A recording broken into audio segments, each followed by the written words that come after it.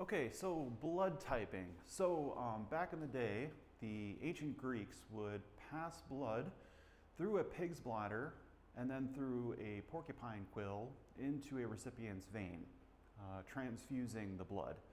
In some instances, that would be okay for the patient, but in others, it would cause a reaction that could be deadly. So it wasn't until 1900 when Carl Landsteiner discovered the ABO blood groups.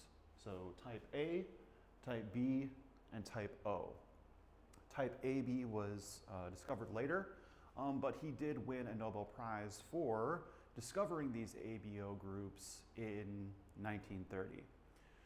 So you may or may not know what your blood type is, but when we're looking at the ABO groups, we're looking at the types of antigens that are going to be present on the red blood cells, so on the erythrocytes. So if a person is type A, they are going to have type A antigens on the surface of those erythrocytes.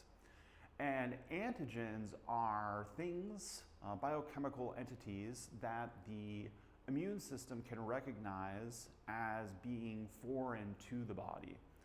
So if someone is type A, they have type A antigens. And so in the liquid component of the blood, in the serum, there are going to be antibodies or proteins that can bind to antigens for type B blood. So you can see here that based on the shape of the antibody, that it would be able to bind the type B antigen.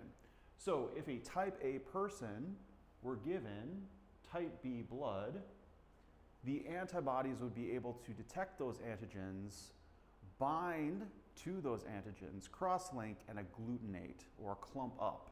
And that's called an agglutination reaction, and that can be deadly. If someone is type B, they are going to have different antigens on the surface of the red blood cells, and so in this case, they are type B antigens.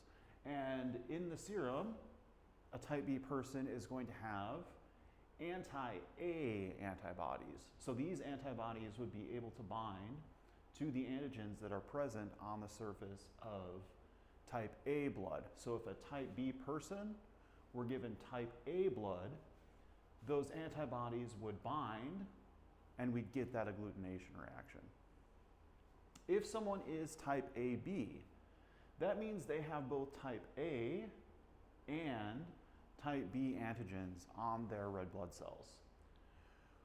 What that means then is that they are not going to have any antibodies present in their serum because they don't want to attack their own cells. So if they had type A antibodies, for example, they would bind to their own blood and that would cause an agglutination reaction for that individual. And because they have no antibodies present, they can receive blood from type A, type B, or type O. And so type AB is considered a universal recipient. They can receive blood from any of the blood types.